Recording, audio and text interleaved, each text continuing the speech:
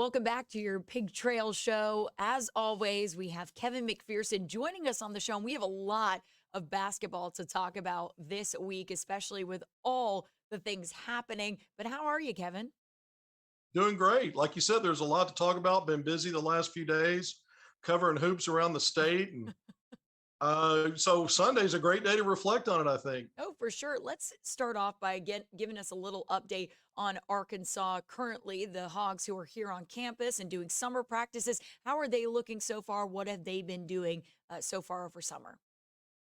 Well, I think one of the things that really stands out, maybe that stands out the most, is the collective length and athleticism and floor IQ, especially when you start looking frontline pieces, some of the backcourt and wing pieces. But I think what happens is when you start adding all these players that are athletic, have plus athleticism, plus length, and then they have the IQ, so they have an understanding of where to get to spots, when to get there. What happens is it starts to add up, at least defensively. And that's what we heard out of the gates the first 2 or 3 weeks has been the defense has been ahead. Arkansas, this collection of players is hard to finish the rim against.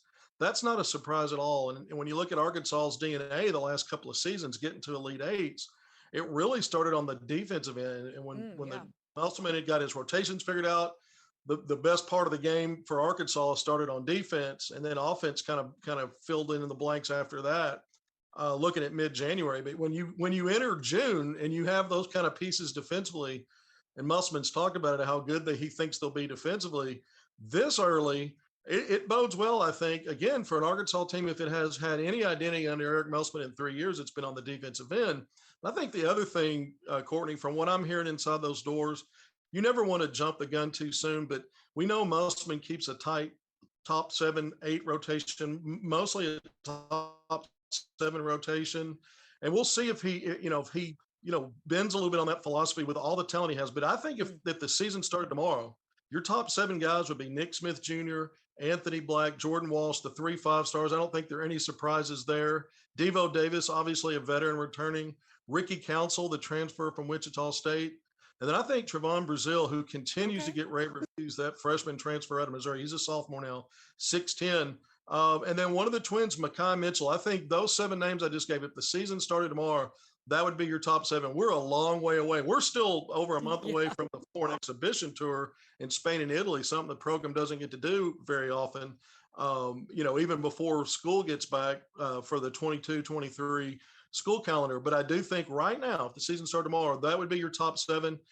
Certainly other players not that I didn't mention there have been doing well. I recently heard that Joseph Pinion, the freshman out of Russellville, Arkansas, top 100 guy coming in, has been shooting the ball well. That's one example of how good this team is 1 through 13 when you look at those scholarship numbers, Courtney. Yeah, I'm definitely excited to see what next season holds. I know a lot of fans are as well. And we'll see as things come out and summer progresses and we start moving into fall, who the guys that emerge out of the conditioning and all the things will be, because I think that does play a factor in it, is conditioning and what, who emerges as the best. And I think you're right. Those top 7 sound exactly who it should be come the season time, but we'll see exactly who does emerge there. But we have a lot more to talk about, and it's not just, we got to talk about pro Hogs, we got to talk about Hogs coming in 2023. And I want to talk to you about Jalen Williams and his draft party, because you were there in Fort Smith for that. I mean, how was that atmosphere? What was it like seeing Jalen Williams get drafted to Oklahoma City?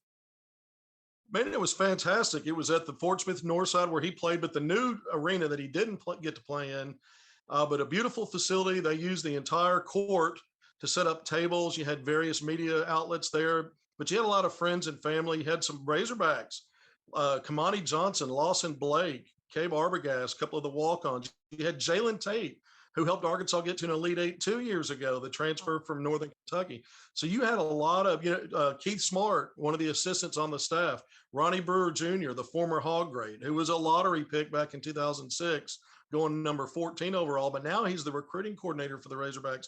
So you had the Razorback mix in there. But I think the big thing about it was, it's interesting because Jalen Williams, there's 2 Jalen Williams in this draft. They both got drafted by Oklahoma City. Yep. And so when the first the Jalen Williams that they're going to call J-Dub from Santa Clara was announced, on the big screen at number 12, everybody went nuts because not everybody was aware of the fact there were two Jalen Oh, Williams. But they got even more nuts when the number 34 pick was announced. It was Arkansas's Jalen Williams. Very emotional for him and his family, but also we know this young man carries around a big smile. He was cleaning tables after the party oh, Thursday night. He had to get up early, get to Oklahoma City, only 181 miles away from Fort Smith, by the way, for his first day meeting with the team, the media. And now, Courtney, just to tell you, he's already in preparation. I mean, these guys will be practicing. The NBA Summer League is right around the corner. Oklahoma City will take part in the Salt Lake City Summer League, which runs July 5th through the 7th. So less than 2 weeks from now. And then they'll join the other 29 teams in the Las Vegas Summer League, which is about a 10-day event. So we're going to see him in action a lot. Most of these games are yeah. televised nationally, so we're going to see Jalen Williams. But he was one of four players drafted by the Thunder. Mhm. The other three went in the lottery.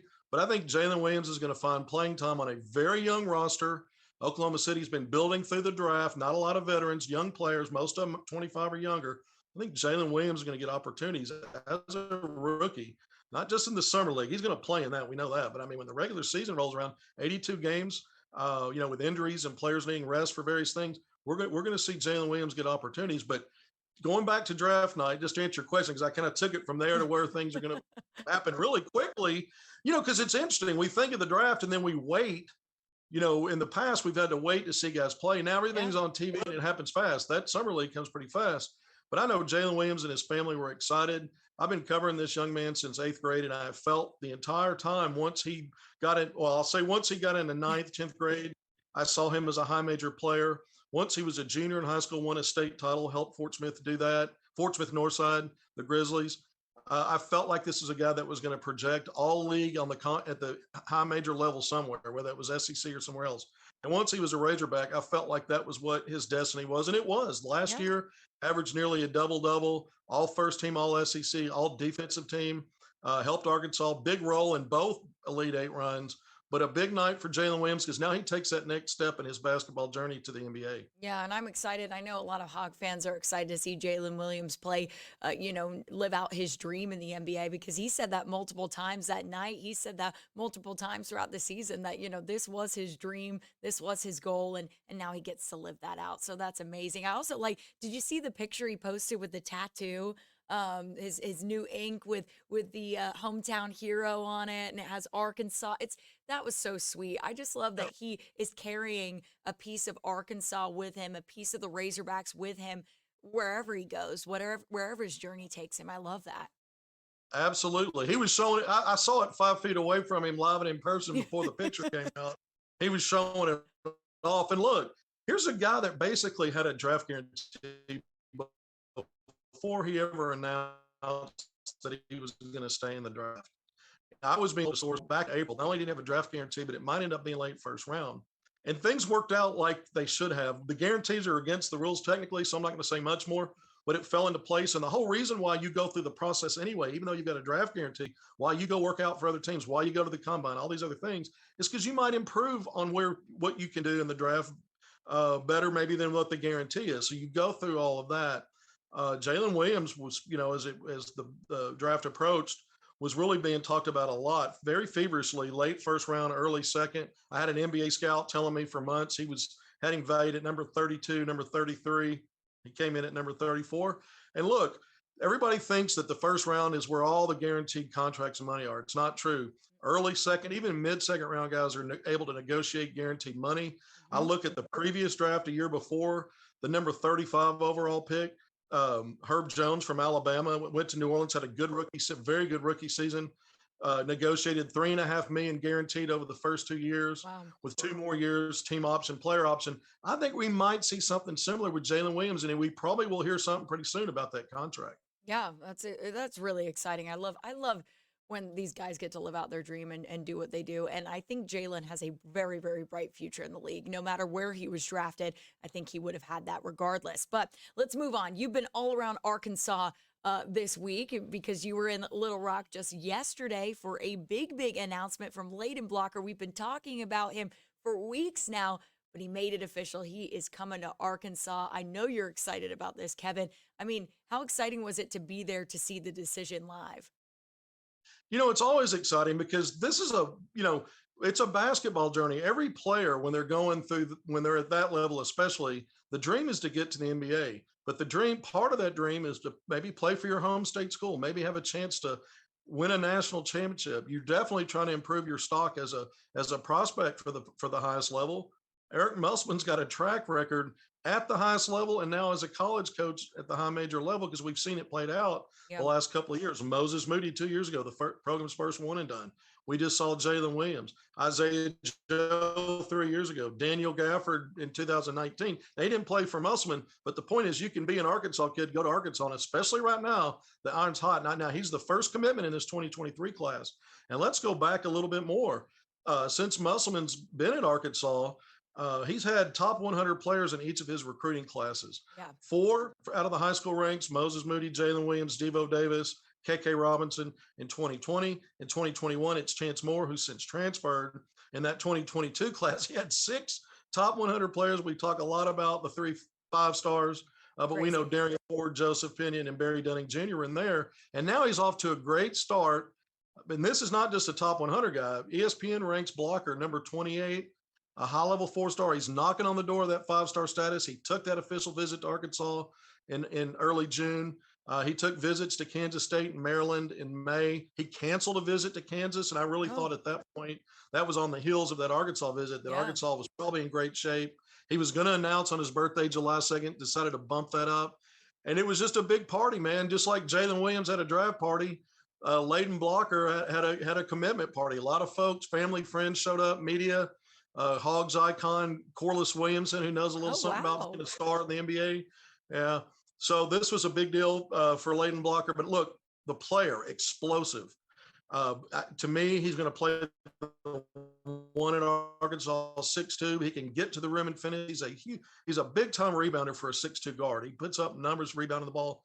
He can be a plus defender. He'll facilitate. His three-point shot has gotten better, continues to emerge. When you look at his percentages on the prestigious Nike EYBL circuit, the shooting percentages are high. The three-point shooting percentage is really good, over 40%. So here's a guy to me that projects as a guy that's going to have the ball in his hands. And we know Nick Smith Jr. and Anthony Black are going to share those duties some with Devo Davis this year. Will be interesting to see who comes back off of this team next year. And is Layden Blocker the guy out of the gates with the ball in his hands? That's going to be something I'll pay attention to. Now, Blocker's got a senior season of high school to play still at Sunrise Christian Academy. He had that team number 1 most of last season in the high school ranks.